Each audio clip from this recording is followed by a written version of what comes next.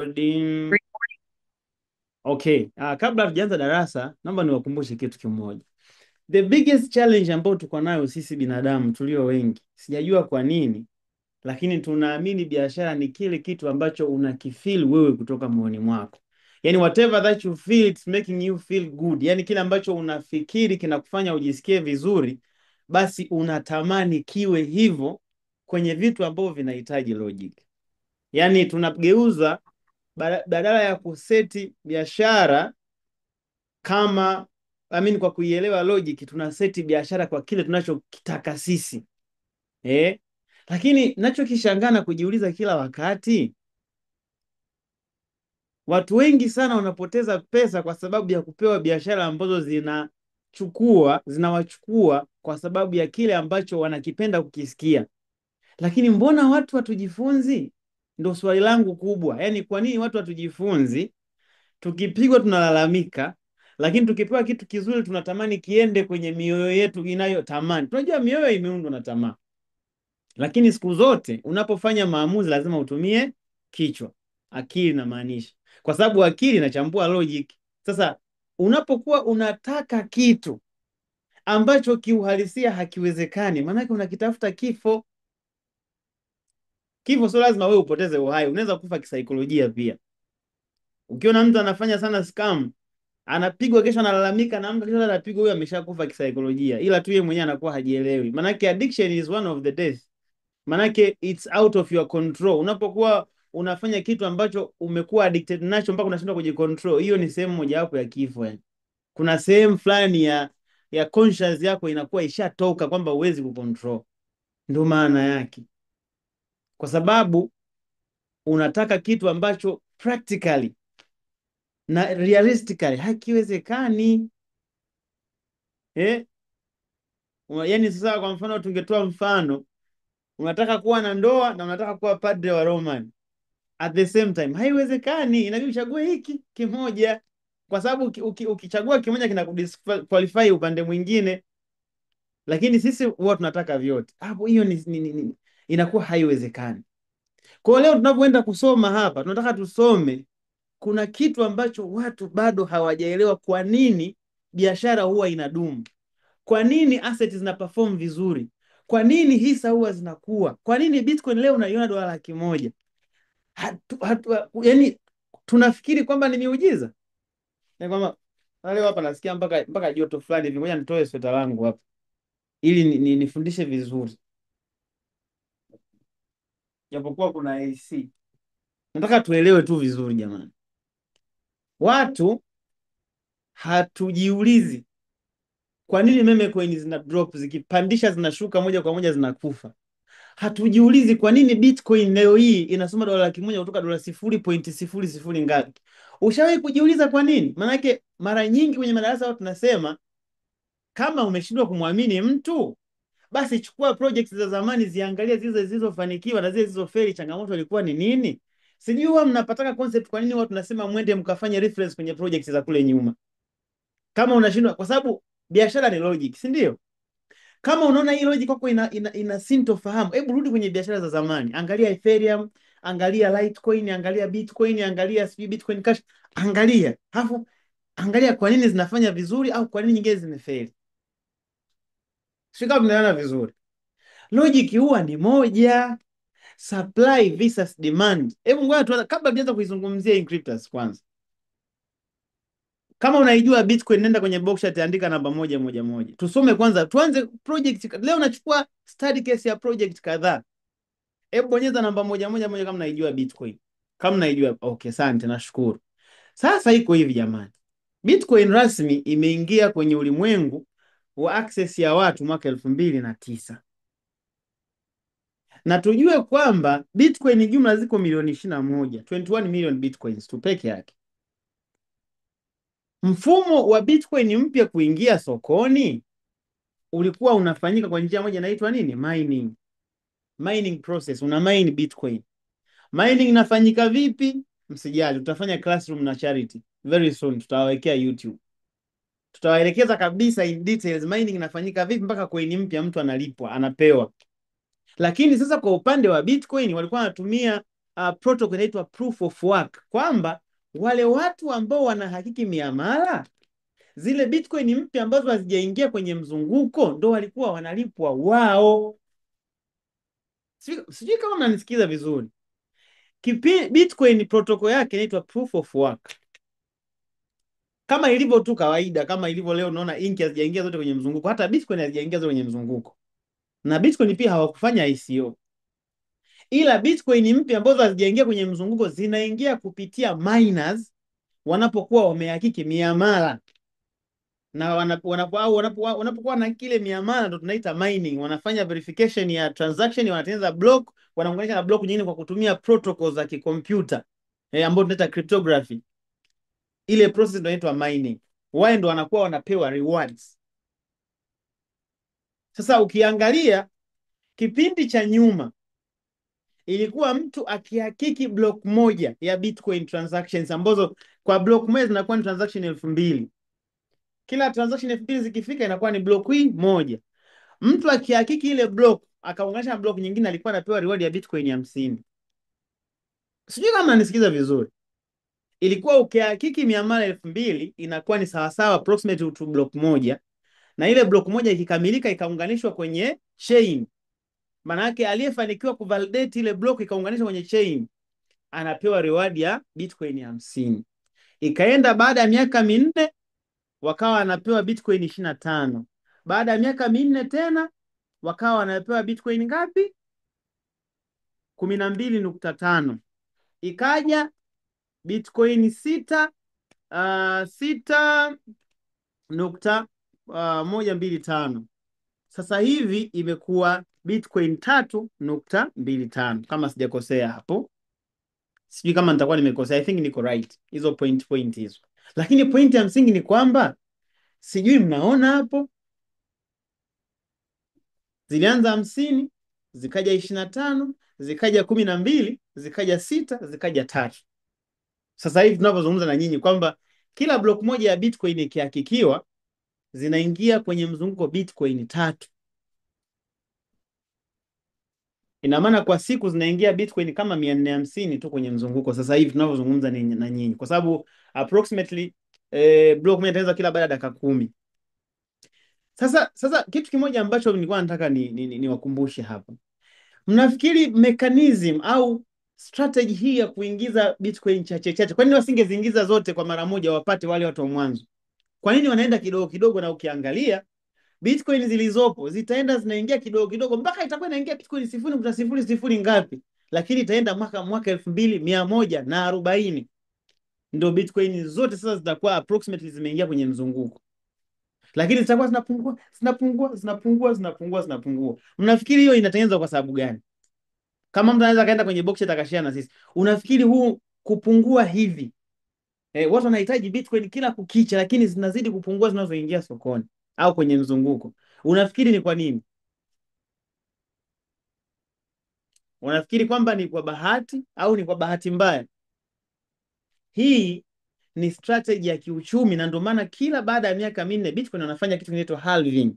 Halving ni kupunguza idadi ya coin zinazoingia kwenye mzunguko.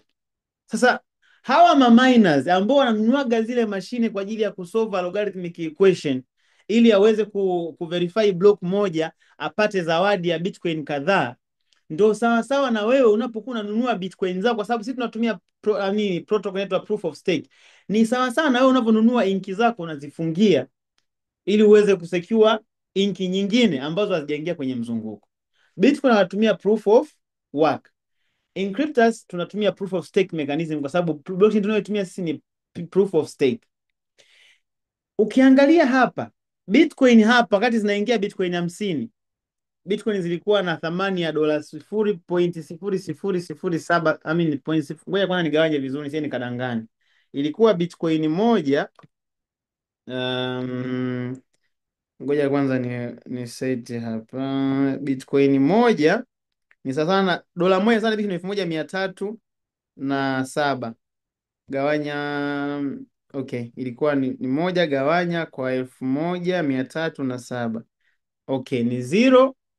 Bitcoin moja hapa ilikuwa ni sasa na 0.00773. hapa nimeandika sorry, 0.000 ndio ilikuwa thamani ya Bitcoin moja hapa, lakini walikuwa wanapata Bitcoin ngapi? 50. Sio kama unaona vizuri. Leo hii wanapata Bitcoin 3, Bitcoin moja ni $100,000 hapa. Sasa kitu kimoja ambacho natakiwa tukijue jamani, thamani, Bitcoin ni asset. Thamani ya asset huwa inapanda kutokana na kitu kinaitwa nini? Scarcity. Na stabilization ya asset huwa inakuwa kwa sababu ya decentralization. Leo hii wakisema, kwa mfano tungesema Bitcoin ziko milioni 21, ni chache sana. Wangesema wagawe katika protocol ambayo ingefanya ziishe, pengine hizi Bitcoin leo zingekuwa zinamilikiwa na watu labda 200,000 tu, ambao angeuza mtu mmoja, ingeyumbisha soko vibaya mno. Lakini wanapokuwa wanateki muda mrefu pia, manake wanajitahidi kuzigawanya zile Bitcoin ziende kwa watu wengi wengi wengi wengi, ili kusiwe na mtu mmoja ambaye anamiliki mabitcoin mengi, akifanya tu transaction moja anayumbisha bei ya soko vibaya mno. Hicho kitu nacho ni kibaya. Sijui kama tunaelewana vizuri hapa. Bikitoja amejibu hapa, anasema kustabilize bei price na tokenomics ya coin. Nimejaribu kuelewa wangu. Ni kweli lengo ni kustabilize price. Sasa unakuta, do you think kwamba wangekuwa wanaingiza Bitcoin 50 kila baada ya transaction 2,000, Bitcoin ingekuwa na bei ya $100,000 leo? Do you think that is possible? Hiyo kitu isingewezekana. Coin nyingi sana hazifanyi vizuri. Moja kati ya sababu ni inflation, na ndio maana unakuta hata Ethereum baada ya kuona haifanyi vizuri kwa sababu supply yao ni infinity, mwaka 2022 wakaintroduce burning mechanism na wakahamisha protocol yao kutoka proof of work wakapeleka proof of stake ili watu waanze kulock Ethereum zao. Lakini Ethereum wanalipa 5.4% kwa mwaka ukistake kwao. Sijui kama mnaelewa, 5.4% kwa mwaka, na mnaiona Ethereum iko pale inafanya vizuri. Kwa hiyo point ya msingi ni nini? Leo hii watu wanakuwa unakuta wanauliza kuongeza kwa scarcity ya coin, kuongeza demand then coin. Exactly. Sasa mimi ninachoshangaa ni kitu kimoja. Inki ina coin milioni 200. Naomba mnisikize vizuri hapa. Inki ina coin milioni 200. 5% ya hizi coin zimepelekwa kwa nani? Kwa kampuni ambazo ni kama company ambao ni kama coin milioni 10. 95% hizi zinatakiwa ziingie kwenye mzunguko kwa watu kama Bitcoin tu ambavyo ilikuwa. The tofauti ni kwamba Bitcoin anatumia mining, sisi tunatumia staking kwa ajili ya kureceive rewards ya coin mpya ambazo hazijaingia kwenye mzunguko.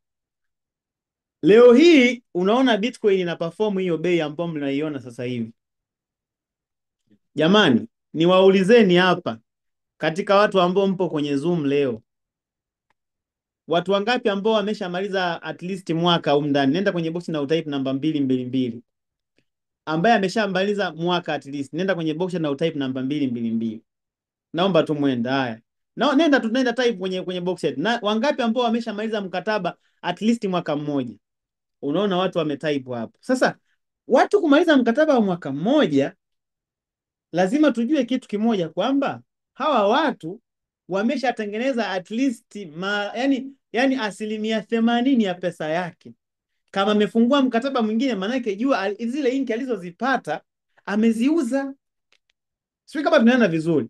Lakini kitu ambacho mnashindwa kujiuliza ni kwamba hawa watu wote ambao wana type hawa ni vile tu hatupendi kuandika, lakini kuna watu wameweka milioni 300, 400, 200, milioni 50, milioni 10, milioni 5, 200,000 randomly. Lakini katika hawa watu hakuna. Umesikia?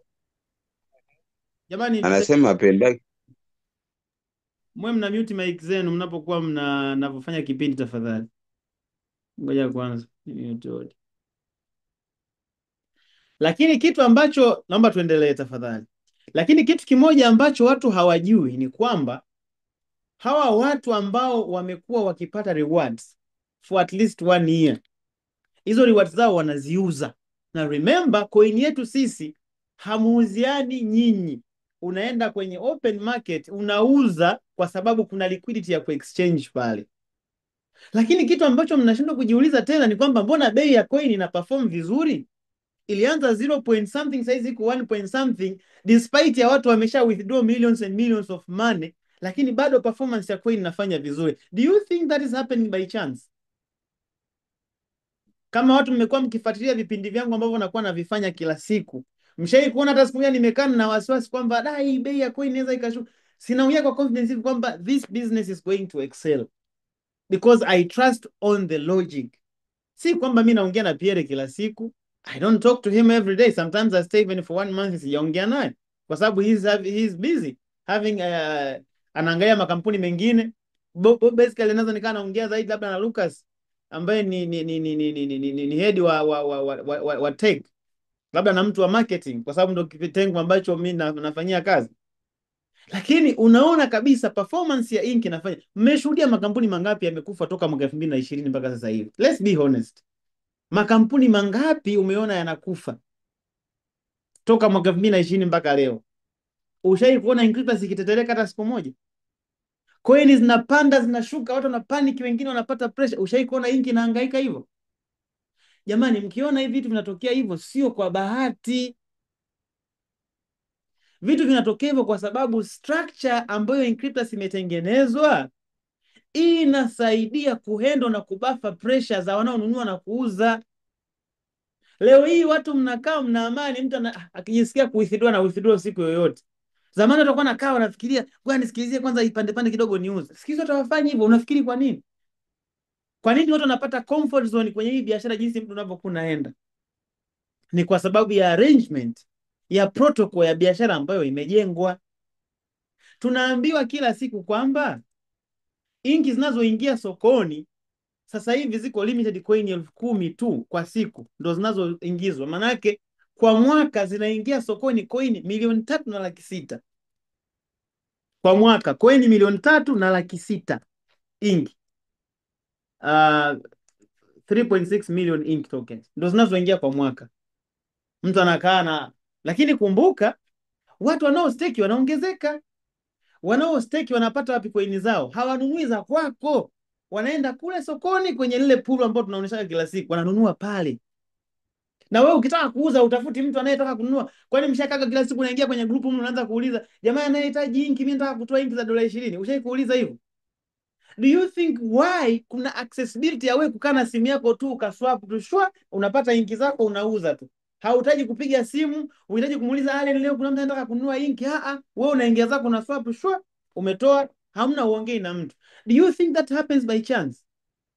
Hamwisi kama hata kama okay sawa hutaki kuelewa. Hauwezi kama kutoka kuna mechanism kwamba hata ingekuwa ni kumanipulate. Jamani, miaka mingapi tunaenda saizi inki tunaifanya? Do you think kama hiyo ni manipulation ingewezekana kukaa kwa miaka yote hii? Ni logic ambayo ipo jamani. Alafu mtu anapokuwa anakaa anasema kwamba percent isishuke. Tunafanya Zoom kila siku. Nimefanya mpaka ile video ya Classroom. Inkritas Tanzania peke yake ina watumiaji wasiopungua 10,000. Lakini video imetazama na watu 600 tu. Alafu kesho mtu anakuja na swali lile lile.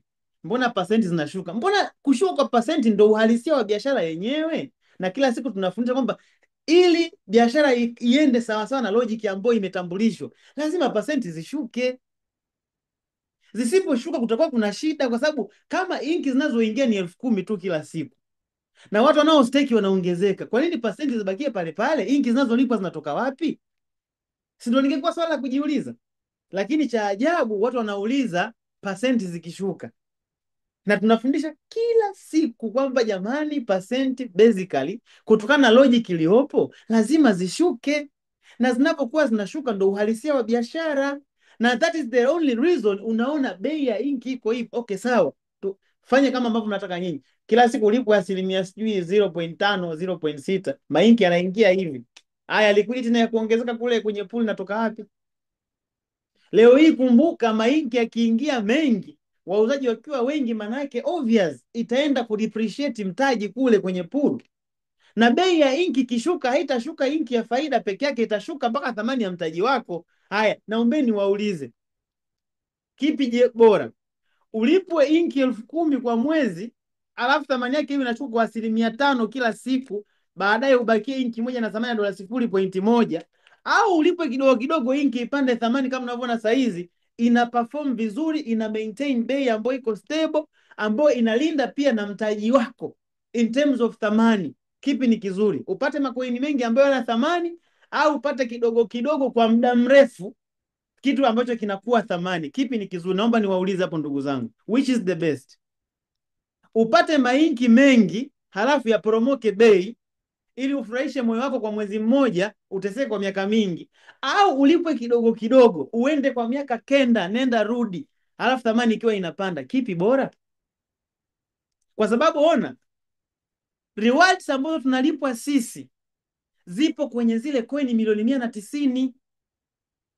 Kama kwa mwaka tulikuwa tunalipa rewards ya coin milioni 3,600,000, chukua milioni 190 gawanya kwa milioni 3,600,000, milioni 3,600,000 itachukua miaka 52. Sasa unashindwa kujiuliza, unataka kulipwa kidogo kidogo kwa miaka 52 kitu ambacho kinakuwa thamani, au ulipo kwa miaka miwili kitu ambacho kinaporomoka thamani, baada ya miaka miwili hakuna thamani tena, mmepoteana? Which is better? Ndugu zangu, tunataka biashara gani hii Inkryptus hii jamani?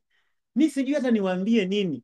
Mi mwenzenu hii biashara niliiona, nikaielewa na nikaona picha kubwa toka mwaka 2020 naipata ikiwa haina mteja hata mmoja. Na wewe mwenyewe ukikaa ukijitafakari, uulize, uangalie biashara zote ambazo zilihusisha rewards kwa wateja, ni biashara gani ambayo ipo stable kama Inkryptus? Ndugu zangu, rewards tunalipwa na bei ya coin iko stable, miaka nenda rudi, haijalishi uliweka milioni miangapi, bei ina perform vizuri. Kuna watu wana withdraw mpaka milioni 50 kwa mwezi, because we don't share that. But do you think it's easier ku maintain hiyo bei kama hauna tokenomic strategy ambayo iko strong? Yani leo hii mimi nashangaa, umepewa biashara ambayo una uhakika wa kupata rewards kwa miaka 52, unalalamika kwa sababu performance price, I mean inki rewards inapungua, wakati tunajua kabisa supply ipo constant na ndio inayofanya bei iwe stable. Ndugu zangu, tunataka biashara ya namna gani ambayo itakufanya uendelee kufanya mambo yako, uenjoy na familia yako, lakini kila mwisho wa mwezi ukiangalia unakuta kuna kitu kipo hapo na mtaji wako uko pale? Tunataka biashara gani? Biashara halisi zote tunazozijua sisi, weka UTT, weka fixed account, bond, maximum utapata 15% tu kwa mwaka. You are making 70% kwa mwaka, yani ufanye chochote, una access ya withdraw yako muda wowote, faida. Tunataka nini tena? Tuharibu biashara kwa faida ya muda mfupi, au biashara iwe maintained kwa miaka zaidi ya 50? Hiyo tuendelee kuenjoy na wajukuu zetu, tuwarithishe account. Jamani, mjukuu wangu, hii account password hizi hapa, muendelee kula. Tunataka kipi jamani? Yani mimi nashangaa, sisi ni watu ambao ni waajabu, kwamba ukipata kitu kibaya unalalamika, baada ya miezi miwili mmepigwa unalalamika, miezi miwili mmepigwa unalalamika. Ukipata kitu kizuri umekaa miaka 3-4 unalalamika, kiende kwenye protocol ambayo itafanya biashara ife. Kweli tumefikia huko? Ndugu zangu, kwani tusiingie darasani tukajifunza biashara, tuache kufanya vitu kwa miemko?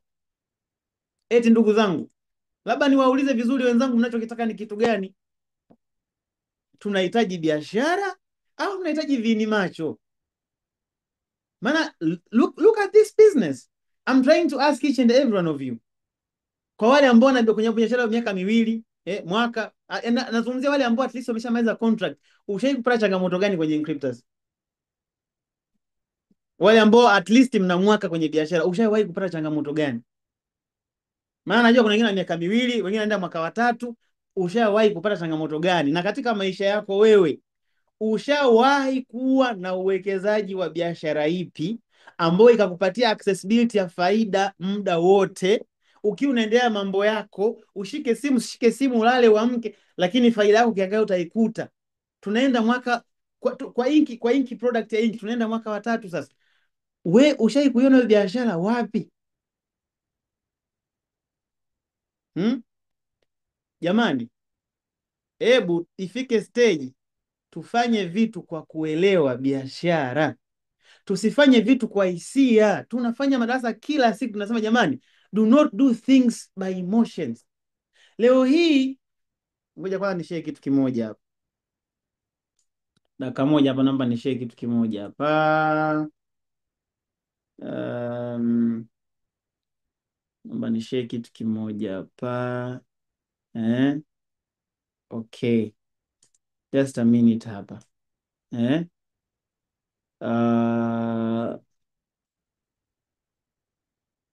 Mnaiona hii? Hebu nendeni mkafanya utafiti wa coin zote mnazozijua nyinyi. Angalia performance ya Inki toka imeanza, hafu angalia mpaka sasa hivi ambavyo imefanya. Angalia ukuaji wake. Ukiangalia hapa liquidity yetu sasa hivi inakaribia almost kama 2 billions. Na kati tulianza na mtaji hapo kwenye pool ulikuwa ni milioni kama 100 tu. Leo we are talking about and soon itaenda kuongezeka. Hii liquidity hapa inavyozidi kuongezeka inazidi kupunguza ile fluctuation. Unakuta zamani ilikuwa ukichange dola 2000 unaona kabisa kuna mabadiliko ya bei, lakini sasa hizi ukiswap dola 2000 yani sometimes unaweza usisense hata mabadiliko kabisa. Kwa sababu gani? Liquidity inaongezeka. Na tunataka mpaka mtu akiwa anaswap dola 10,000 tusione kama kuna mabadiliko yote. Ndio maana kukua biashara jamani. Hii biashara usiifikirie katika engo ya reward ya kila siku peke yake, fikiria na kukua kwa thamani ya mtaji wako. Hasa mtaji wa thamani ya mtaji wako itakuwa vipi kama kutakuwa na entrance ya maasset mengi na equity haiongezeki? Tutakuwa tunatengeneza biashara gani?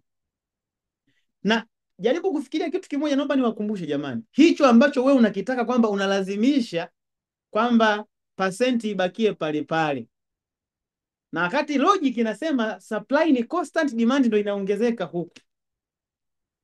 Ushawahi kuona biashara gani imefanikiwa katika mafikirio yako hayo ulionayo? Maana muda mwingine tusifike sasa tukawa tunaangalia ingekuwa hivi, ingekuwa hivi. Sawa, wewe ushawahi kuona biashara ipi katika matakwa unayoyataka wewe imefanya vizuri? Ethereum ukiangalia supply yake kwa mwaka iko negative kwa sababu anaingiza coin afu anaziunguza, ndio maana ina perform vizuri. BNB waliingiza coin zote kwa mara moja kwa njia ya ICO, sasa hizi wanaziunguza. Walikuwa na coin milioni 200 zimebakia milioni 149. Bitcoin wanazipunguza kila siku, zilianza kuingia coin 50 sasa hizi zinaingia 3. Ndio unaona zinafanya vizuri. Sasa Inki nayo inafanya vizuri, inakupatia rewards, inakulindia thamani ya mtaji wako. Tena unataka waingize makoini mengi, yakafanya nini? Ndugu zangu, tunataka biashara namna gani? Unataka ukiwa unalala unaamka Inki iko dola 1, 0.1, dola 3, 0.01. Tunataka iwe hivyo? Eti ndugu zangu, naombeni niwaulize, tunataka iwe hivyo? Yeye kupata changamoto yoyote, mimi nimefoka sana Includes. Mungu ana sababu yake, ana sababu zeni. Tunakutana na biashara ambayo ni stress free. Mungu awabariki mno. Okay, changamoto imenikuzia mtaji. Positive challenge. Okay, sawa.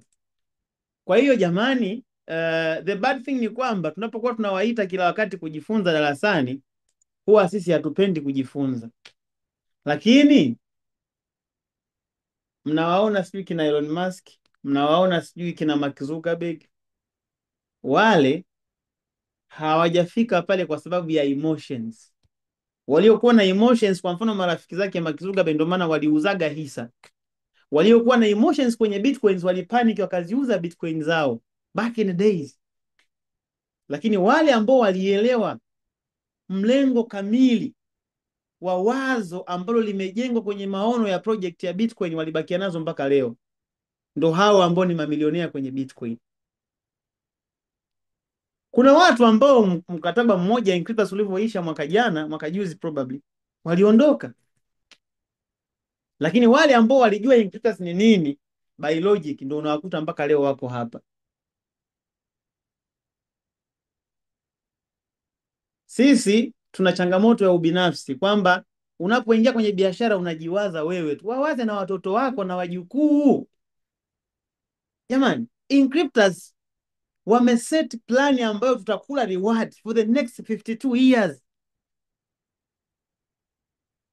10,000 bitcoin, Inki zinaingia kwa siku, 3.6 kwa mwaka. Inki ziko milioni 190, unapata miaka 52. Tunataka nini? Tunataka nini? Kila siku tunawaambia unapokuwa na maono ya fursa, make sure unanunua aseti nyingi zikiwa kwenye bei chini.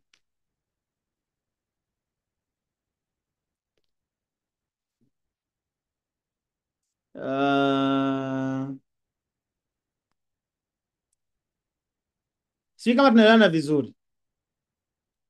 Kwa hiyo kitu cha msingi ambacho nataka niwakumbushe hapa ni kwamba tutoe mfano mmoja hapa. Nimeona message yako. Nani ametuma message? Gaudensia Olom, nimeona message yako, lakini hatuwezi tukawa tunakimbilia kwenye yani kuna ile darasa nalo lina msingi wake, kwa sababu tunahitaji customers ambao wapo tu retain wao believers wa projects, na wape wanaokuja wapate misingi mizuri ambayo imeandaliwa. Kwa hiyo wacha tudili na watu ambao ni wageni, wenyeji kwanza, ambao wana changamoto ya kutokuelewa logic ya biashara ilipo, kwa sababu pia nao ni wateja. Okay, let me share something here. Naomba ni share kitu kimoja hapa ambacho nadhani kitafungua zaidi.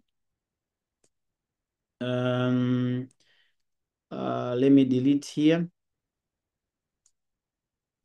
Ngoja tufanye hivi.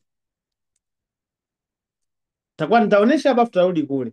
Mwaka 2023 inki moja, one inki ilikuwa ni dola 0.89 roughly 87, let's say 1089 USD. Kipindi hiki kwa dola 1000 unapata inki 1200 na kadhalika. Mtu aliyekuwa na dola 2000 kipindi hiki anapata inki mpaka 2500, dola 2000. Sio kama tunaenda vizuri, lakini alinunua katika bei ya 0.8 na kipindi kile I think rewards zilikuwa kama ni 0.6 something hapo. Leo hii one ink tumeangalia hapo ni dola 1.63. Sio kama tunaelewana vizuri, na ndo hii inawakumbusha kwamba sometimes kuchukua fursa mapema ni msaada mzuri wa wewe kuretain faida kubwa. Wote tutapata faida, lakini huwezi ukalingana faida na mtu ambaye aliona faida ni biashara mwanzoni. Tunatofautiana kwa sababu, kwa mfano let's say you invest dola 2000 hapa. Dola 2000 kipindi kile ulikuwa nayo, ulikuwa unapata inki, ngoja tukalculate hapa.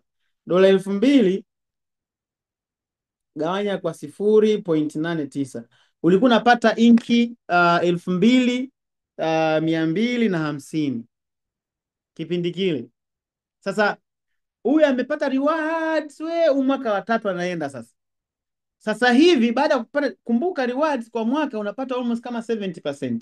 Roughly tuseme. Kwa unapata 70% mwaka kwanza, 70% mwaka wa pili, hiyo ni 40%, si ndio? Na alikuwa analipa let's say 0.4.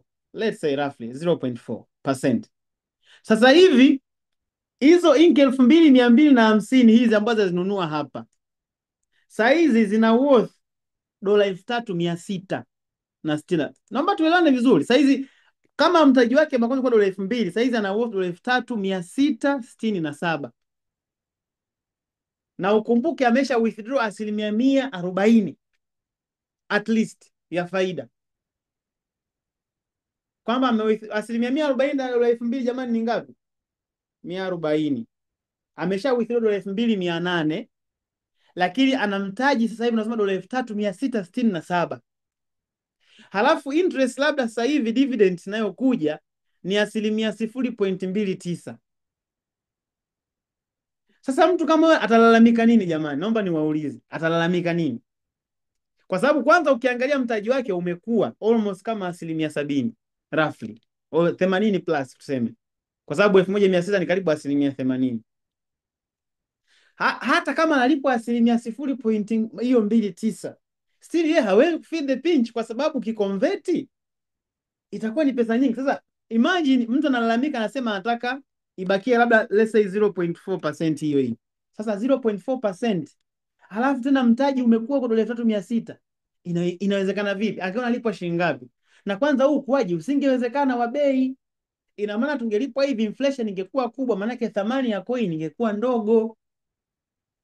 Kwa hiyo lazima tufike sasa tukubaliane kwamba tunapo invest kwenye biashara tufocus kwenye logic ya biashara ili tuweze kupata matokeo, na tuweke mipango kutokana na biashara ilivyo. Maana kuna mtu mwingine leo kamwambia kwa Mo, Mimi nilikuwa nishaweka mipango yangu, najua ni 0.3 kwa siku. Unaweka mipango, biashara ndio inasema hivyo.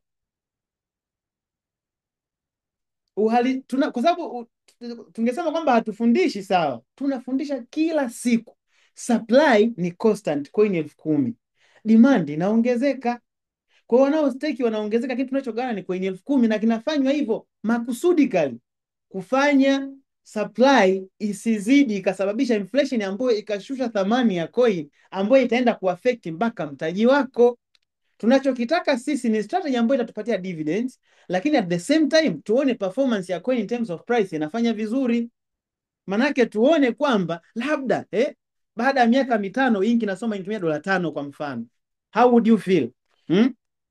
Inki moja $5, inki moja $10, inaenda mpaka $100, 500, 1,000 huko, lakini haiwezi kufika kwa vile tunavyofikiria sisi.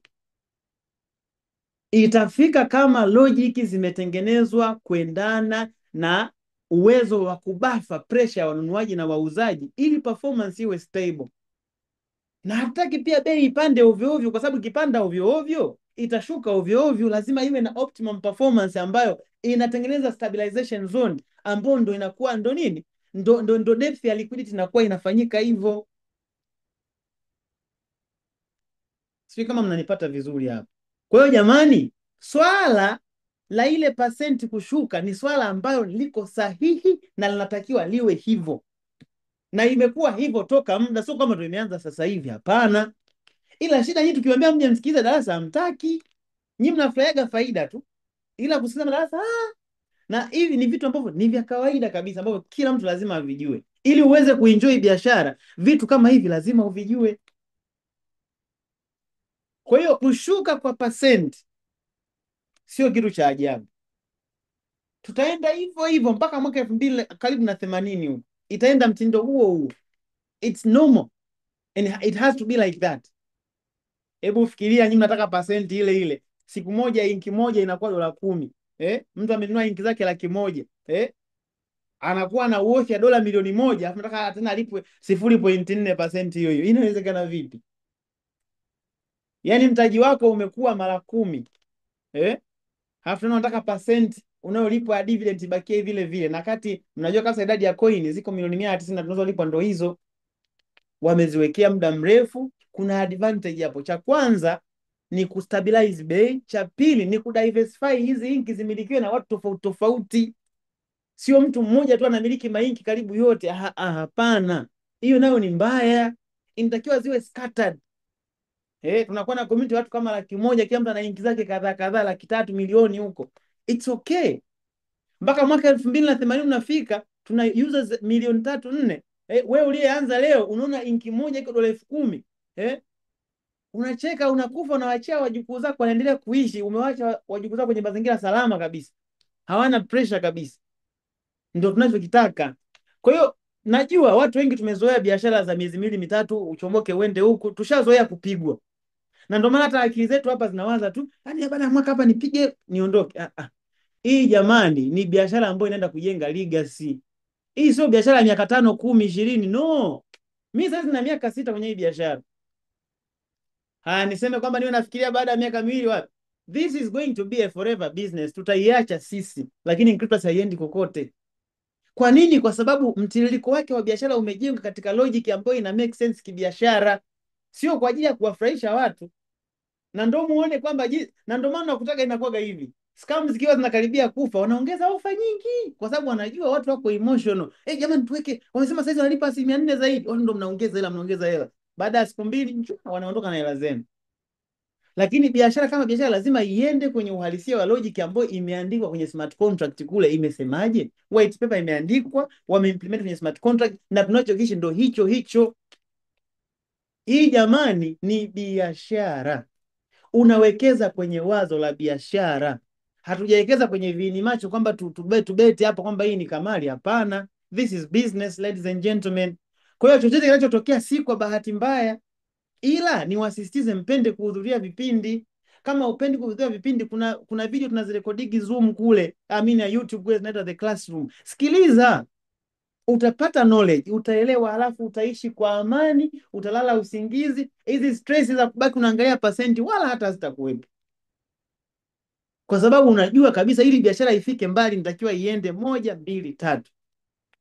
Pale ninapokuwa nasema kila siku kwamba one of the things ambavyo lazima uviangalie unapoenda kuchagua assets ya kununua ni pamoja na economic point of view.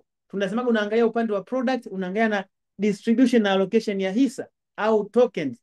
Ndo hapa sasa, you get the point jamani, ndo hapa. Naona kuna message hapa hivi, kuna watu wanalalamika, sijamaliza mwaka. Nilichojifunza ni kuwa investors wanaweza kuelewa hii biashara but traders ndo wanaoshindwa kuielewa. This is business for investors definitely, na ndio maana kila siku tunasisitiza investors ndo wanaoweza kuenjoy hii biashara, na unapokuja kwenye biashara kuwa na long term perspective. Na kitu kingine, usiweke matumaini yako kama ndo biashara. Biashara haifuati matumaini, inafuata logic ambayo tunajua kabisa investors wata benefit, founders wata benefit na biashara itajiendesha. Yani ndio maana ya biashara. Ndio maana scam nyingine unakuta anakuambia sio tajiri bwana, ana miradi yake. Sio kuwa tajiri, sio biashara. Zile ni mali zake yeye. Tunataka tujue biashara ina uhalisia kiasi gani. Wasioelewa ingie ulingoni waone. Last time you teach on how to teach others, not on interest gain pastaking but project logic. Okay, kama kuna naye lalamika mpaka sasa bado hajaelewa biashara, na mshauri afuatie DNA Academy atapata mafunzo na kadhalika na kadhalika. Yeah, actually kwa watu wengine wanaweza kahisi kwamba leo kipindi tutakiwa tufundishe watu waanze biashara, lakini jamani, ngoja niwaambie kitu kimoja. Kitu ambacho hamjui, naomba niwakumbushe kitu kimoja jamani, wote especially wale maibio ambao wana invite watu. Yaani iko hivi, biashara zinategemeana. Lazima upate community ya watumiaji ambao wako educated. Maana anasema kaza hiki kitu. Yaani jamii ya watumiaji especially wale wa mwanzo lazima ujitahidi kuwaelimisha waelewe maana ya biashara, kwa sababu biashara ili iweze kuexcel haihitaji speculators, inahitaji believers. Tena sio believers wa emotions, ni believers wa logic. That is number one, very important. Na ndio maana kila siku tunafanya madarasa ya biashara, sio ya kuanza biashara. Sisi huwa tunafundisha biashara, swala la kwanza tunakuachia wewe. Mimi nawauliza kitu kimoja. Leo hii itokee kila mtu anataka kuuza hisa za CRDB au za NMB au anataka kuuza hisa sio za sigara. Do you think sigara au NMB au CRDB ita exist? Yaani kwamba itokee leo kila mtu anataka kuuza hisa. Do you think ile biashara ita exist? Ndio maana hata watu ambao wamenunua inki tunajitahidi kuwafundisha waelewe umuhimu wa kuwa na inki kwa muda mrefu, ili aweze kuwa believer wa project, ili tuweze kupata matokeo mazuri zaidi. Na huwa tunafundisha, tunasema kipindi cha nyuma unakuta coin kama Bitcoin zilikuwa zina fluctuate vibaya, inatoka dola 10,000 kwa mfano mwaka 2017 inatoka dola 19,000 ikashuka mpaka 3,000, ikapanda mpaka 60,000, ikashuka mpaka 15,000. Lakini sasa hizi mbona haichezi hivyo? Ilipofika 100,000 inacheza, lakini haishuki below 100,000. Inaweza ikashuka lakini ina stable fluctuation. Kwa nini? Kwa sababu wanao invest sasa hizi wengi ni believers, wameshaelewa kwa nini wanunue Bitcoin. Ina maana community ya watumiaji pia ina uwezo wa kufanya project nzuri ifanye vizuri au ifanye vibaya au ikatake time kufanya vizuri. Msifikiri kwamba Bitcoin zikuwa milioni 21 lakini zikatengenezewa strategy ya kugawiwa kidogo kidogo mpaka mwaka 2140 ilikuwa ni bahati mbaya. No, walikuwa wana implement scarcity, kwa sababu scarcity siku zote huwa ina bring about value. Wengi mnaingia kuinvest kwenye ink token kwa sababu ya faida ya kila siku, lakini mnasahau ile faida ya kila siku ita make sense tu kama ink ina thamani. Sasa je, thamani ya ink ina maintainiwa vipi? Sio kama mnanielewa vizuri ndugu zangu.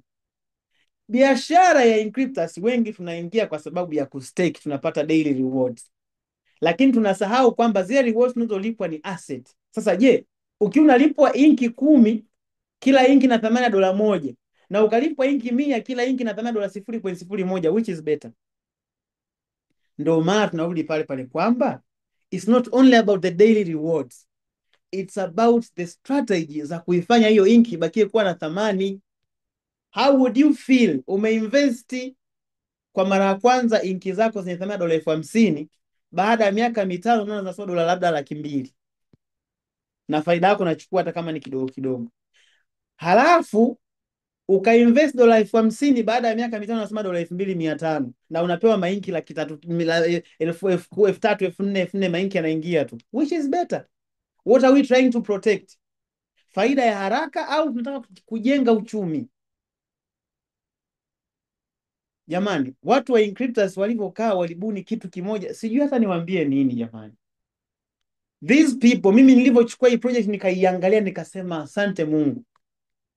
Nikaenda Kenya 2021, watu hawaelewi. Nikaenda Nigeria, watu hawaelewi. Nikarudi Tanzania, watu wananicheka. Lakini kwa nini sikuacha? Mimi niliona bwana, hii biashara, mbona hii biashara ni nzuri mno. Sijawahi kupata project nzuri kama hii. CEO alikuwa anipigii simu. Mimi chats za CEO toka 2020 niko nazo. Kuna muda tulikuwa tunakaa miezi mitatu hatuongei. Mimi nahangaika tu huku. Kwa sababu nilishaona bwana, hili ndo tobo. Hii ndo biashara. Si kwa sababu nilikuwa naingiza hela nyingi. No, kipindi kile nilikuwa siingizi hela, lakini niliona kabisa hii biashara ikija kueleweka na watu imeenda mazima. Yaani itakuwa hata Ale ni shahidi. Allen, kuna siku tulikuwa tumekaa wakati ndo anaanza biashara, nikamwambia Allen, hii biashara uzuri wake ukisha toboa umetoboa. Yaani hatuna ile tunaenda tunarudi tunaenda yaani ukishapata breakthrough it's forever. Si kwamba naongea kwa sababu tunafanya naye kazi kila wakati tuko wote, hapana. Mnuulizeni. Na hapa mbele nilimwambiaga Allen kabla hata hajaanza kutengeneza hela vizuri. Nilimwambia Allen, hii biashara ukishatoboa ndio ushatoboa. Ndio moja kwa moja. Sasa naomba tufike stage tuielewe hii biashara, tuipende. Ndugu zangu, wale ma-IBO tuna mkutano wetu tarehe 22 mpaka 24, tunakuja kujengana uwezo. Lengo ni kwamba tunavyotoka tukawafundishe watu biashara, tusiwafundishe watu kuanza biashara. There is a difference there. Kuna tofauti kati ya kufundisha mtu kuanza biashara na kumfundisha mtu biashara. Sisi kazi yetu kama community ya Inkryptus na ma-IBO wote tunataka kufundisha watu biashara. Na trust me, watu wote ambao mnawaona hapa wamefanya mkataba sio wana mwaka na kadhalika, wameielewa biashara. Hata kama waliingia bila kuielewa, lakini tumewalazimisha waielewe biashara. Tunataka watu waelewe biashara. Na mimi uzuri ni kwamba kumbukumbu zangu ya vyote ninavyoviongea viko YouTube. Nimeongea sana kuhusu project mbalimbali ambazo watu wanaleta wanapata miemko nazo. Nilikuwa naambia hii haiko sawa kwa sababu ya 1 2 3. Mimi uzuri waga siongei uongo. Naongea na rekodi na kiacha hapo. Kama nitakuwa muongo, muda utanihukumu. Nawaambiaga watu kwamba hiki kitu hapana, kiko hivi na hivi na hivi, hakiko sawa. Hiki hakiko sawa. Nawaambia watu kila wakati. Natamani ifike stage ma-IBO wote tunakuwa tunakaa, wakati mwingine tunakuwa na paneli zetu. Tuna discuss, kila mtu anatoa point yake, tunazidi kuexpand knowledge ili watu waweze kujua kwa nini wanahitaji teknolojia ya blockchain katika maisha yao. IBO, wewe ni ambassador wa kutransform maisha ya watu kwa kuintroduce kwenye digital entrepreneurship. It's not about the commission. It's about building the legacy, building something that people will remember you for. Na ukifanya hivyo pesa zinakujaga zenyewe, hauna haja hata kumwambia mtu sijui kumpressurize mtu kakope sijui. Hapana, wewe mfundishe biashara tu. Trust me, kila mtu duniani hapa anahitaji pesa, ila tunahitaji uhakika wa kile tunachokifanya. Tunajua kila biashara ina changamoto, lakini tunahitaji biashara ambayo ina precision kubwa ya faida kuliko changamoto, ili tuijue kama ni fursa. Ndio maana ma-IBO tunataka kufundisha hicho kitu. Watu wengi hawawezi kuelewa sasa hivi, ila trust me, watakuja kuelewa. This is the business that's going to put Africa on the map of digital entrepreneurship. Inkryptus itakuwa ni moja kati ya wetu ambao zinashindana na Coinbase na Binance na white nyingine zote, lakini itakuwa ni white historia pekee, kwa sababu hata kama walioigundua wako Brazil, lakini tunajua kabisa roots ziko Africa and we are proud of it. Na sisi ndo tulio take control ya market, tunakimbia nayo, ndo tunawapelekea wao kule. Na tutakuwa tuna historia ya watu kuzungumza vingi kwamba Inkryptus ilinisaidia hiki, ilinisaidia hiki, ilinisaidia kile. Lakini we need something strong. We need something ambacho mtu akiweka pesa yake anaweza kalala usingizi. Sasa hakiwezi kwenda kwa hisia. Ndio maana baki nasema kila wakati kwamba unapokuwa unatengeneza hisia za mipango yako kwenye biashara, jiulize hiyo hisia ambayo unaiwekea kwenye biashara ishai kufanikiwa wapi? Hata kama sio Inkryptus, basi nenda kaangalia project nyingine zote ambazo zilizopo, kaziangalie. Halafu niambie hicho unachokiwaza wewe, kishawahi kufanya biashara ipi ikasonga? Kaangalie Bitcoin, kaangalie Ethereum, kaangalie Binance Coin, kaangalie sijui Litecoin, angalia coin zote, tafuta muda, chambua, kwa sababu unaenda kuinvest pesa, si ndio? Ndio maana huwa nasema probably unaweza, sio lazima uniamini mimi ninachokifundisha, lakini mbona logic za biashara ziko wazi. Project zote za crypto, white paper zake na protocol zake ziko wazi. Anza project moja, hata tatu, tafuta ambazo zimefanya vizuri, afu angalia zilizofeli, afu angalia unachokitaka wewe kiwe kwenye biashara, kaangalie kipo kwenye biashara ipi iliyofeli au iliyofanikiwa. It's simple as that. If you don't trust my words, trust the logic. Nenda kwenye project, kaangalie unachokiwaza wewe kiwe kwenye biashara ya Inkryptus. Kuna project gani ishaye kuimplement hicho kitu kikafanikiwa? Moja tu ambacho unakiwaza. Yaani sijui kama mnanielewa vizuri jamani. Kile ambacho wewe unakiwaza na kufanya labda uhisi unasikia vizuri, hebu nenda kaangalie kwenye project ambazo zina miaka 10 kama Bitcoin, Ethereum miaka 7 mingapi ambazo zinafanya vizuri. Halafu kaangalie na zile zilizokufa. Halafu angalia kile ambacho wewe unakitamani kiwe Inkryptus kipo kwenye biashara iliyokufa au ambayo ipo. Na nikuulize wewe, unataka Inkryptus ife? Hiyo haiwezekani. Jamani, watu wengine sisi tuna ndoto za kubadilisha maisha ya watu. Mimi wakati naacha kazi yangu ya ualimu Kibiti, nilisema natafuta kitu cha kwenda kuimpact maisha ya watu ili nisijilaumu kwa nini niliacha kazi ya kusaidia watoto wasome hapa. Nikawa nimeonekana nimeenda kupoteza maisha ya watu. Nilikuja kwenye industry kwa sababu nilikuwa natamani sana kuweka alama kwenye maisha ya watu. Kuna watu wengine unakuta tumeweka alama tayari, lakini bado we need more people. Mimi na wanafunzi wangu karibu 20 ambao nimewafundisha form 5 na form 6, walivyomaliza chuo nimewaambia wadogo zangu, njooni hapa, hii biashara tunatoboa. Hawajaenda kuomba kazi, wako hapa. Charity yule tunayefanya naye, yule ni mwanafunzi wangu, nimemfundisha. Mimi mama yangu mimi mwenyewe naongea mbele za Mungu, amestaafu lakini anaishi kwa Inkryptus. Baba yangu alikuwa anafanya biashara za magesti. Nikarudi nyumbani kwa sababu alikuwa aniamini, tena alinikasirikia sana nilipoacha kazi ya ualimu. Nikarudi nikamwambia, baba, siwezi kupoteza mwanao.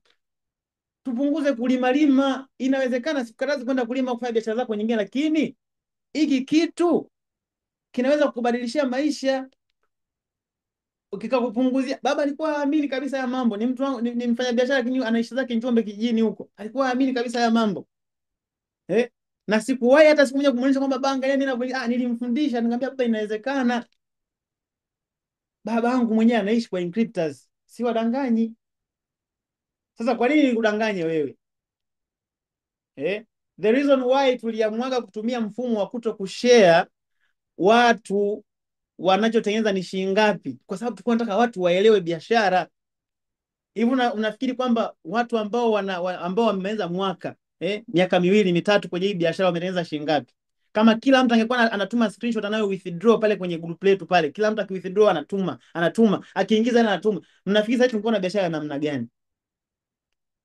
Tunajua tungefanya hivyo tungepata watu wengi sana, lakini tungejenga community ya ajabu sana, biashara yetu isingeenda mbali. Ingekuwa na downfalls, yani ingekuwa roller coaster moja mbaya sana ambayo sisi hatuhitaji. Tukasema jamani, ukiangalia hapa, Allen ni mwalimu, Fadhamo mwalimu, Charity ni engineer, Ibra ni mwalimu, kina Teddy si ni watu wafanye. Tukasema jamani, we can do this business very professional, na tukasaidia watu in real perspective. Ni kweli tunatafuta maisha, tunatafuta pesa, lakini why can't we create a community ambayo kesho hata kama si hela tu itasema kwamba kweli vijana wetu mlitubadilishia mitazamo pia. Na ndio maana tunajaribu pia kufanya hizo podcast za Inkryptus Diaries. Lengo ni kwamba ni kwenye zile diaries ukiangalia hatushare mtu amenunua sijui nini na nini, tuna share experience kwa ajili ya kubadilisha mindset za watu, ili tupunguze idadi ya watu kupigwa, ili watu waweze kuelewa kwamba blockchain ecosystem ni nzuri, ila kuna watu wachache ambao wameamua kutumia hiki kitu kuwakamata watu ambao wanafanya maamuzi kwa hisia. Lakini kama ukiitumia kwa weledi, it's a very rewarding business. Trust me, I've been doing this business for the last 6 years. And it's not a lie, kwa sababu ukienda kuangalia kwenye account yangu ya Instagram, utaona posts za Inkryptus nimeanza kuziposti lini. Na kwa mtu yote ambaye ananijua mimi, mpaka watu watakuwa wanajua kwamba Inkryptus ni biashara yangu. Na kuna watu wengine walikuwa wanasema kwamba hii biashara haiwezi kuwa ya nje, hawa ni wabongo tu. Simply because alikuwa akiingiza kule kwenye mtandao, anaona searching cryptos, anaona Anthony mimi ni marketing director tu, lakini biashara sio ya kwangu, lakini niliona kwamba hii biashara hii huu ni mgodi utasaidia wengi, na hapa tu kama 2% tu guys. Inki zinazoingia kwa mwaka ni 3.6 milioni. Inki ziko 190 million, zitaisha lini? Hatuoni fursa kwamba kuna watu ambao natakiwa tuwaelimishe tu. The thing is we are very sure of Encryptors, ila still hatutaki kuwadragi watu waingie kwa mihemko huko, tunataka waingie kwa weledi. Ndio maana kila Jumanne tunafanya Zoom, na wakati mwingine watu wengine wanafanya. Kwa mfano leo, angalia darasa la leo, watu wangependa sana tuwe tunafundisha tu watu waingie kwenye biashara. Hamna shida.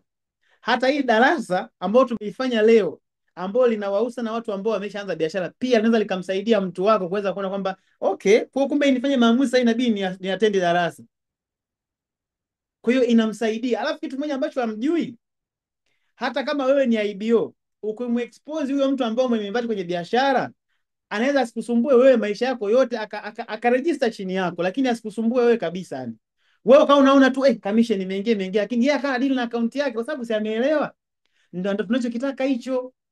Kuna mama wa staff wengi sana tuko nao hapa, wakati wanaanza hii biashara, kila kitu ale nitolee trees nisaidie hapa, lakini sasa hizi kila kitu wanafanya wenyewe comfortably kabisa.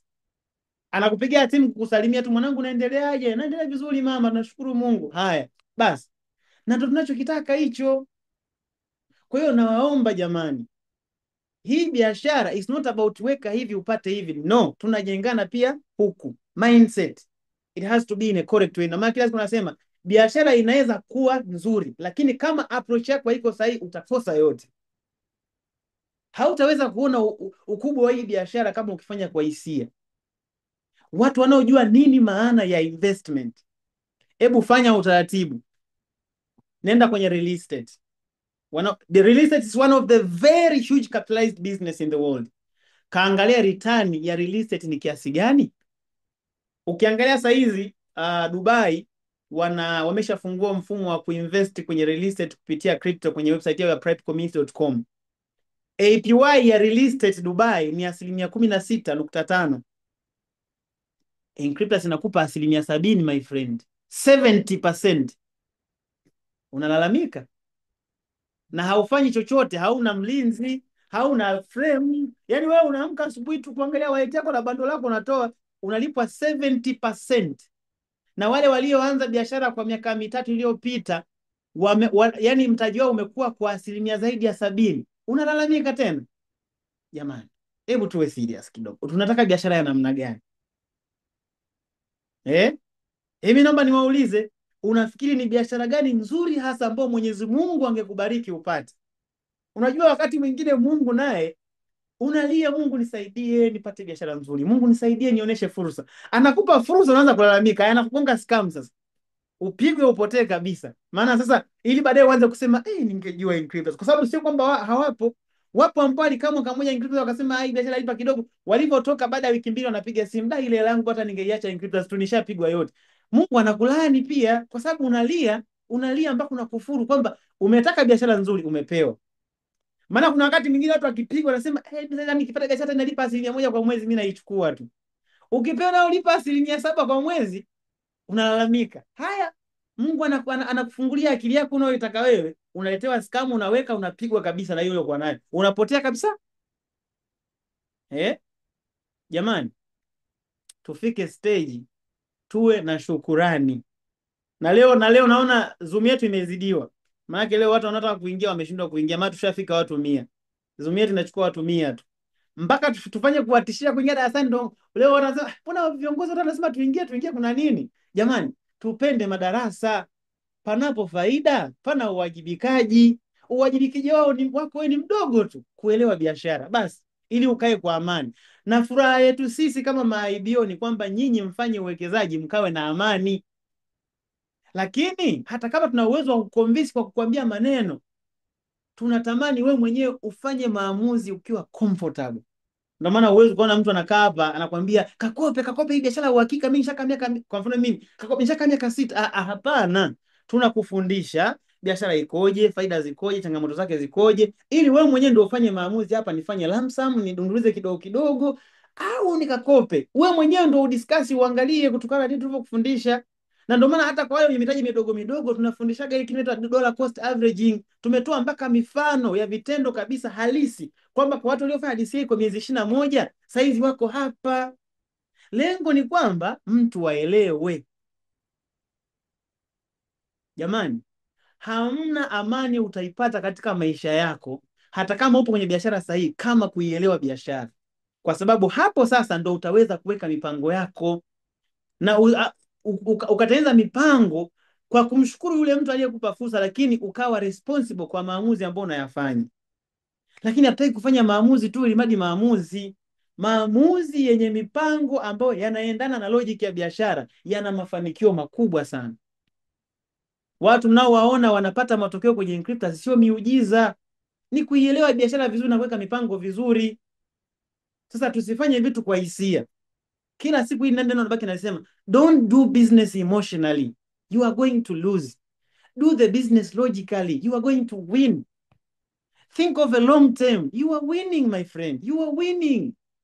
Ushapiga hesabu kwa miaka 10 utakuwa umetengeneza asilimia ngapi faida? Wewe unawaza asilimia siku 2. Unawaza biashara kwa miaka 3 4 mbele. Think about 10 20 years to come, where are you going to be? Utakuwa umesaidia kubadilisha historia ya familia yako kwa kiasi gani? Ushafikiria hicho kitu? Lakini je, unavyotaka wewe iwe inawezekana kwa miaka 20 ijayo? Ngoja nione na message kutoka kwa ndugu wadau hapo. Zoom ya leo imenifungua akili sana. Kuna kitu kubwa nilikuwa sikifahamu bado, nimepata jibu. Bei ya inki ni kwa nini bei ya inki ni stable sana? Karibu sana Mr. Julius. Kuna watu ambao utajiri wa haraka utaka utajiri wa haraka haraka, ndio maana wanajikuta wanalalamika. Kikubwa ni kujifunza vizuri na kufuatia madarasa kama haya, wataelewa. Kwa kweli nimekuwa watofauti sana kutokana na madarasa haya. Karibu sana Mr. Lakson. Ndio hapo nilitamani uambie kuhusu price na profit. Aha, karibu sana. Pam Joshua imeenda. Bishop Big Brain, asante. Mnarudi lini Mwanza? Soon mtakuwa mtaambia. We are proud of Ink Token. Karibu sana Mr. Ndolumwa. Inkryptus is a gold mine. Inkryptus ni baraka kutoka kwa Mungu. Inkryptus ni neema. Be blessed, amen. Inkryptus kwangu ni neema ya utakaso na mwili na akili, amina. Inkryptus kwangu ni majibu ya maisha yangu, huwezi kunielewa kama hujaanza kuitumia. Hakika. Hata mimi mwanzoni nilisita nikajua ni yako. Haki ya Mungu. Haya, si vibaya. Hiyo ndo maana ya kuiown na kuipenda biashara mpaka mtu anahisi ni ya kwako. Kwa sababu sina uhakika nayo, lazima nikufundishe kwa moyo, nafungua kama vile ni ya kwangu. Biashara hii sikuielewa mapema. Karibu utaielewa vizuri, na biashara bado hii ina nafasi kubwa sana. Personally mzazi wangu ni mstaafu ila anaishi kwa Inkryptus. Pension ni ndogo sana, hawezi kusurvive. Ushauri wangu ni watu wafuatilie mafunzo, waelewa invest plan. Inkryptus is the future of finance. Amen. Hii Inkryptus ni zaidi ya mgodi. Wanaoielewa Ink Token wanajua na maanisha nini. Hakika Inkryptus kiongozi samani. Hii Inkryptus project ni ya kumine au ni token ipo kwa ajili ya kuhold? Kwani mwanzoni nilijiuliza mbona kama unaelezea jina lako sijakuelewa vizuri. Marumba, unaweza ukauliza vizuri swali lako tena ili uweze kuelewa, lakini ili swali lako lilivyokaa probably nadhani itabidi tuhudhurie kipindi kingine ili tuweze kuelewana, lakini hatuna system ya kumaini sisi, kwa sababu kwanza kabisa Inkryptus imejengwa kwenye blockchain inaitwa Binance Smart Chain. Protocol yake ni proof of stake. Kwa hiyo unachokifanya una stake coin zako kwa ajili ya kupata rewards. Alafu ukisema coin ipo kwa ajili ya kuhold, hicho kitu hakuna coin ambayo ipo kwa ajili ya kuhold. Kuhold maana yake nini? Kuhold ni kitendo cha wewe kuvutiwa na project ukahitaji ownership ya ile project. Kwa hiyo badala the only way unaweza kuwa na ownership ni kununua coin yake, kama tu ambavyo unaamua kununua hisa. Kuhold, hakuna coin ambayo imejengwa kwa ajili ya kuhold. Hakuna kitu kama hicho, ila watu huwa wanaamua kuwa kwenye umiliki wa sehemu ya ownership ya biashara kwa sababu wanavutiwa na wazo ambalo liko nyuma ya hiyo coin, lakini hakuna coin ambayo ipo kwa ajili ya kuhold. Kuhold ni kitendo cha wewe kuvutiwa na kuamua kumiliki hizo coin. Kwa hiyo unaweza kumiliki kwa namna tofauti, ukamiliki kwa njia ya staking au kaamua kumiliki ukiwa umeweka tu kwenye saving wallet yako kwamba ikipanda bei uuze. Kwani mwanzoni nilijiuliza mbona kama unaelezea jina lako sijakuelewa vizuri hapa. kueleza jina langu kivipi. Nimeanza kuelewa baada ya kusteki karibu. Of course sometimes inatokea mtu anaanza kuelewa baada ya kuanza biashara. Kwa hiyo ndugu zangu, kuna video mle, nadhani tukimaliza hiki kipindi nitaomba bwana Allen au Father Mo mshare tena ile video. Ile video ya The Classroom imeelezea vizuri sana. Imeelezea vizuri sana. Alafu kitu kingine ambacho mimi ningependa watu pia tubadilike. Uwezo ukafanya, yani one thing ambacho nataka niwakumbushe. Evaluation ya biashara kwa mjasiriamali yoyote, uwezo ukaifanya kwa miezi mitatu miwili. That is wrong. Yani ndio maana nasema kila wakati, unachokiwaza wewe ushai kukiona wapi? Kimefanya kazi na kaleta matokeo? Kaa mwaka evaluate biashara yako uone kabisa kwamba hii biashara, alafu una compare na biashara zako nyingine zote unazozifanya. Angalia muda unaotumia, angalia gharama za uendeshaji, angalia na matokeo yake uliyoyapata pamoja na changamoto ambazo umepitia kwenye biashara husika. Alafu compare na Inkryptus. Ukiona Inkryptus haikuletei matokeo yale, basi toa pesa yako enda kwenye biashara nyingine ambayo unaona ina faida zaidi. Lakini evaluate biashara at least baada ya mwaka mmoja afu uone. Sometimes go even for 5 years. It's okay. Kwa sababu tunajua wote hapa ambao tuko hapa, kwa wale watu ambao ni wawekezaji, wale watu ambao ni wajasiriamali, wanajua nini maana ya uwekezaji. Kwa hiyo mimi nawaambia kila siku, hii biashara tulionayo sio ya miujiza, ni biashara kama biashara nyingine, isipokuwa presentation yake ndio imetumia teknolojia ya blockchain. Sio kama tunaelewana vizuri hapa. Ni hicho tu, lakini hii ni biashara. Na ndio maana unapokuwa unaipigia hesabu, usiangalie miaka miwili mitatu, hiyo shapita. I was in this business. Okay, kina Father Mo wenyewe sasa hizi wameanza biashara 2023, 24, sasa hizi 2025. Muda unaenda very speed guys. Think about 20 years to come. Utakuwa wapi na hii biashara?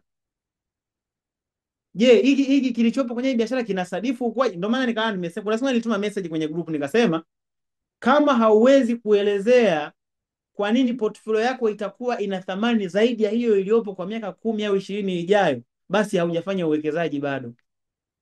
Rudi darasani ukasome. Na tunaposema darasani ukasome, tuko hapa na wewe kila siku, kama vile tunaanza pamoja, tunafundishana, tunaeleweshana. Kwa swala la fluctuation ya rewards ni kitu ambacho ni sahihi kabisa, inatakiwa kiwe hivyo.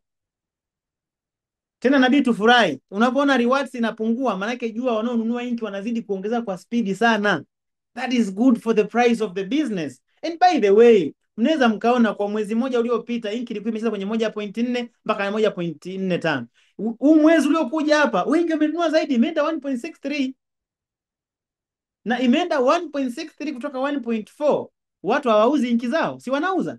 Wengine wanauza milioni 10, 20, 30, si wanauza? Lakini kwa nini performance ya bei ina stabilize? Lazima mjiulize, if everything is going right, manake there is nothing wrong. Ila wewe sasa ukianza kuwaza hivi unachokiwaza, ndio unafanya kuwe na something wrong, ili biashara iende vibaya kwa mafanikio ya muda mfupi. Jamani, trust me, hii biashara ili uweze kuenjoy vizuri, soma. Na uzuri ni kwamba sisi hatukatazi maswali, ndugu zanguni. Tuko hapa kwa ajili yenu. Usiulize mbona hii biashara itafika. Uliza, kiuchumi hii biashara bei yake kwa nini tunaweza ikawa stable? Kwa nini tunahisi haitaporomoka? Uliza, kwa nini biashara iko stable? Kwa nini bei ya coin itaperform vizuri? Uliza hayo maswali ili uweze kujihakikishia kwamba okay, kwa sababu ya 1, 2, 3 hii biashara mimi naenda kuwekeza. Au kwa sababu ya 1, 2, 3 siwekeze. Logically. Trust me jamani, hii biashara fikiria long term. Jipe muda, jifunze tu basic stuffs. Utaenjoy sana. Alafu utashuhudia project nyingi sana zinakufa huko nje, lakini utaona hicho kwenye Inkryptus. I'm telling you. Yaani sisi wengine maisha yetu kuanzia sisi wake zetu hata kama wanafanya kazi huko serikalini, lakini tushawafungulia account watoto, wazazi wetu. Yaani sisi hii biashara kwa sisi wengine, yaani imebadilisha familia yote. Baba, mama, wakwe, yaani unawaambia wote. Tena kama mimi nilianzaga na familia yangu kwanza. Kwa mfano mimi wadogo zangu wenyewe kabisa wa damu niko nao, tunapambana kwenye hii biashara na tunaishi kwa hii biashara, kila mtu anajitegemea huko. Kwamba I knew this is the business. Ndio maana nikaamua kuanza na ndugu zangu kwanza. Kitu kizuri lazima utaanza na ndugu zako. Hata ndivyo kwa naambia Tanzania, jamani hii biashara tuichukue tunapokuwa tunaenda nje. Watu wanavyonunua inki wanapata interest imeshuka, dividend imeshuka, sio asilimia ngapi. Sisi inki zetu zinakuwa zina thamani kubwa, unakuwa hata uoni tofauti, kwa sababu hata kama unapata asilimia 0.2 au 0.1 ukikonvert kwenye shilingi una hela nyingi bado. Kama ambavyo sasa hivi mtu akimine block ya Bitcoin anapata Bitcoin 3, lakini akikonvert ana hela nyingi kuliko hata kipindi kile alikuwa anapata Bitcoin 50. Sio kama mnanielewa hapo ndugu zangu. Kwa la hasa la leo lilikuwa lipo special kwa ajili ya kuwatengeneza saikolojia yetu na fikra zetu ziwe sahihi katika engo ambayo logic ina make sense, sio kwa matakwa yetu ambayo atafanya biashara isi-survive. Furaha yetu itakuwa wapi jamani?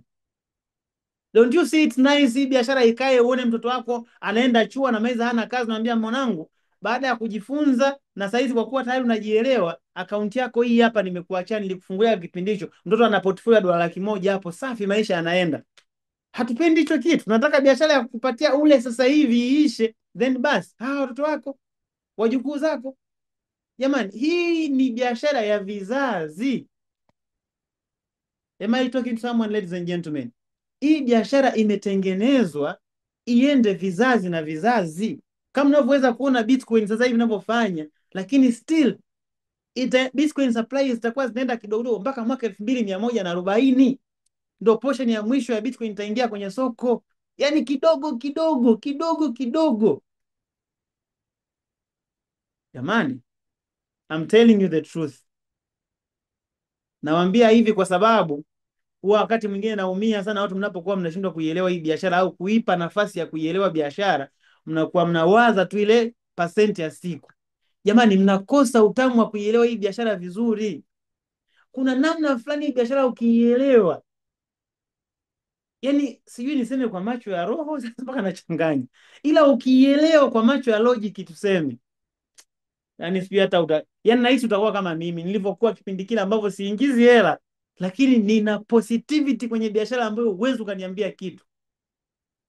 Mimi nimeshaitwa Dubai, hata ukiingia kwenye Instagram yangu, zile safari zangu za mwaka 2021, 22 naenda Dubai, nilikuwa siendi kwa sababu ya Encryptors. Walikuwa wananiita makampuni mengine, nawekea ofa mezani, lakini nikizunguka nyuma ya hoteli na rekodi video ya Encryptors. Na nikipewa ofa na kataa, nikirudi huko nasema mimi nashukuru kwa kuwa mliniita nje nisikilize. Lakini kwa kweli biashara mimi ngoja nikifika nyumbani nitatafakari. Nikirudi huko zoom zangu naendelea Encryptors. Mpaka leo iko hivi. Si kwamba hizo fursa nyingine sipewi, hapana, napewa. Tena napewa na ofa mezani, lakini sioni kwamba upewe ofa dola 50,000 alafu baada ya miezi mitatu biashara imekufa. Ndio nini sasa hiyo dola 50,000 itakufikisha wapi? Kwamba mnafikiri mimi nilivyoenda Dubai nimekaa pale kwenye stage nikaongea makampuni ya crypto kiba kwamba sijatumiwa email za kubraibiwa kwamba nihamie kampuni fulani? Napewa. Ila unaona kabisa vision iliyoko hapa, investment ambayo nimefanya, nimelala mpaka kwenye MySGR. Leo hii mtu aniambia dola 50,000 nitoe Encryptors, hiyo kitu siwezi kufanya. Kwanza mimi biashara sio hela tu, imebeba legacy.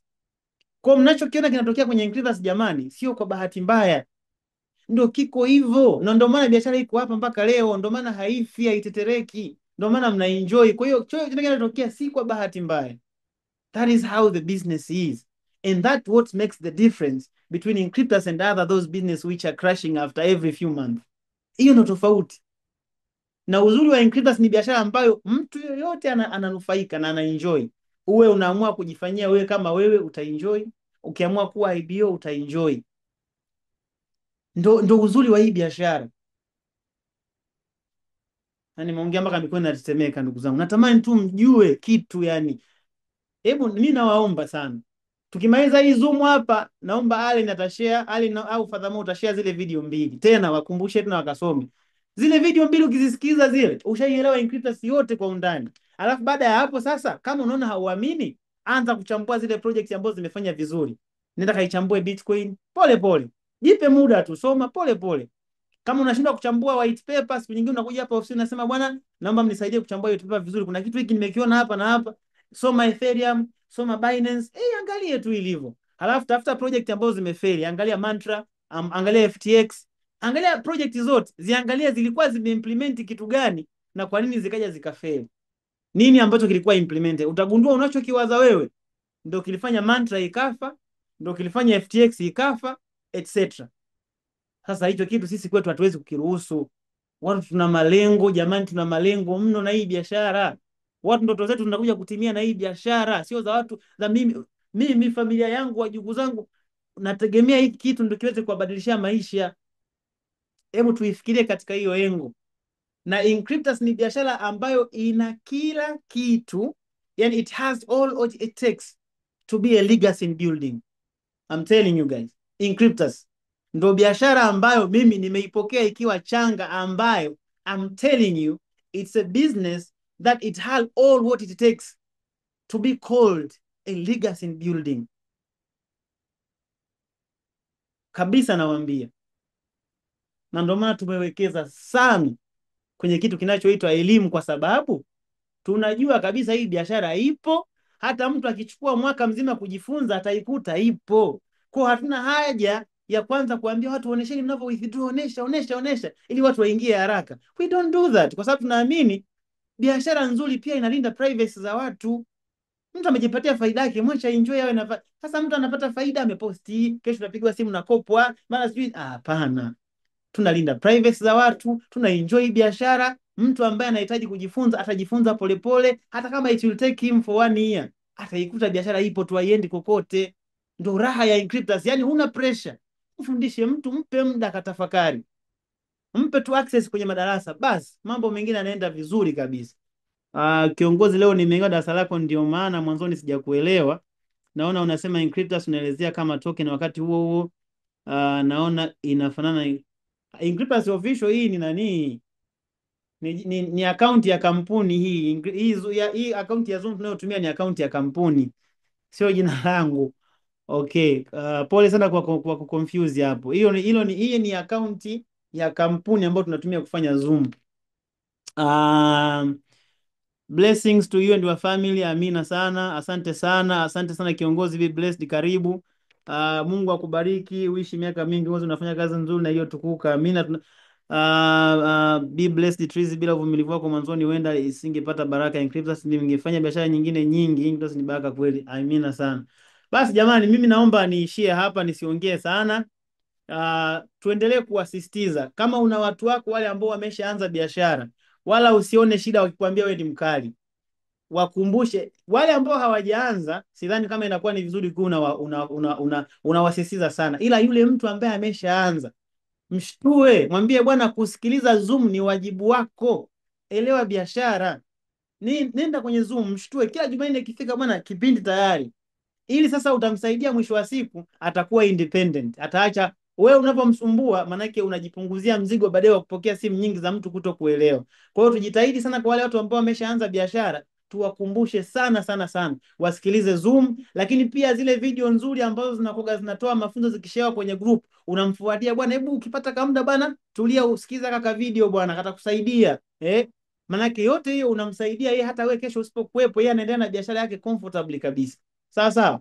Na naamini tukifanya hivyo, kila mmoja atakuwa amemsaidia mmoja wetu, na yule mmoja amemsaidia mtu mwingine. Tutashangaa tuna kajamii fulani ka watu wengi ambao kamerealize the real potential of blockchain. Na sasa tunaweza tukawa tuna feedback nzuri kwamba bwana, mbona blockchain ni kitu kizuri tu, kuliko ambapo sasa hivi ipo kwamba ukitaja mimi nafanya mambo ya crypto unaonekana first impression wewe ni tapeli. Hicho kitu mimi huwa kinaniuma sana, kwamba yani ile heshima ambayo blockchain ina deserve haipo, kwa sababu ya emotions ambayo tumeziendekeza. Tumeharibu kabisa hata ile the real innovation ambayo ilikuwa behind the blockchain ecosystem.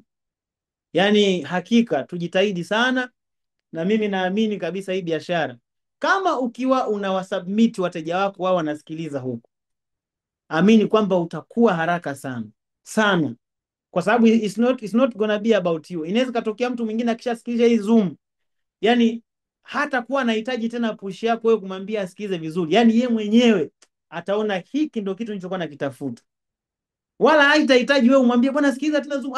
Yani yeye atakuwa tena anaelezea Zoom lini tena, kwa sababu atakuwa ameona kabisa the potential that I was looking for, it is found in this project.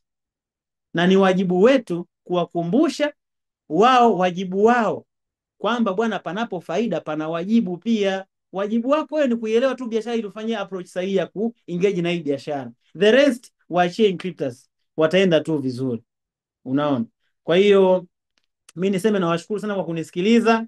na naamini hii Zoom kwa namna moja au nyingine itakuwa imesaidia kubadilisha mindset, ili Jumanne tunapoendelea na vipindi vingine, ili tuwe na ile attention ya kusikiliza vizuri kwa lengo la kuelewa, ili uweke mipango yako vizuri. Hii biashara unaweza kujikuta unaweka mpango wa mwaka mmoja wa kusurvive, kumbe ilitakiwa uweke mipango ya miaka 10 ya kubuild legacy, au miaka 20 ya kubuild legacy, aidha 30. Lakini kwa sababu hujaelewa biashara, unaweka mipango ya mwaka mmoja ya kusurvive.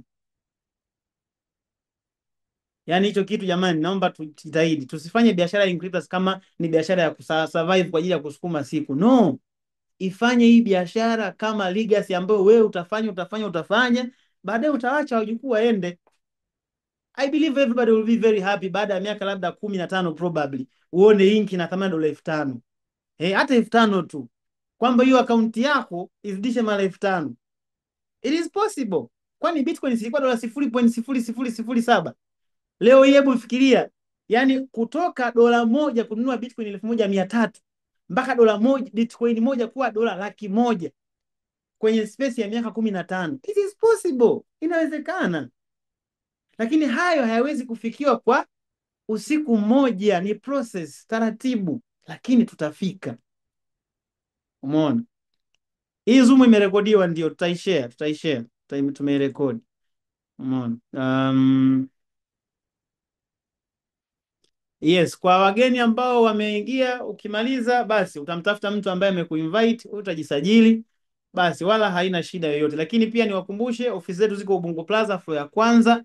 Ukifika hapa ulizia ofisi za Diena, mtu yote atakayemkuta atakufundisha vizuri kabisa. Lakini niwakumbushe tena nikiwa namalizia kwamba chochote mnachokiona kinaendelea kwenye Inkryptus, hakuna bahati mbaya wala sio kwa makosa.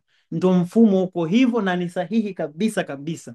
Yaani wala hauna haja kukaa ukaanza kujistress. Mbona leo percent zimeshuka kidogo?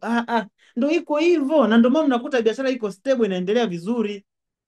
Yaani tunatamani Inkryptus watu muwe mnaifanya kama tu ambavyo ilivyo kwa mimi, kwa kina Ali, kwamba unalala usingizi wako mzuri. Yaani in fact kuna muda mwingine hata percent ya uangalii. Ila wewe ukihitaji hela unaangalia leo nina dola ngapi hapa, nahitaji kiasi fulani, unatoa. Unaendelea na mambo yako. No pressure at all. You're just living your life. Na unaposhare hii biashara kwa mtu, sio kwa sababu ya commission yake. Unashare kwa sababu unaona kabisa hiki kitu kitamsaidia na ndugu yangu. Ila Inkryptus kwa sababu ukishare wanakupa commission, then ndege wawili kwa jiwe moja, kwamba wewe lengo lilikuwa ni kusaidia sana, lakini pia ukisaidia na wewe unapata cha kwako kutoka kwenye kampuni. It's a win-win situation. Fanya hivyo. Alafu baada ya miaka 5 tuje tukae hapa tuongee. Na wewe utakuwa unaongea kama mimi ambavyo nina experience ya miaka 6 kwenye Inkryptus. Jinsi ninavyoiona Inkryptus kwangu mimi, naona kama ni biashara ambayo Mungu aliniambia, mwanangu, baada ya kuhangaika sana, kwa sababu dhamira yako ya dhati ilikuwa ni kusaidia watu.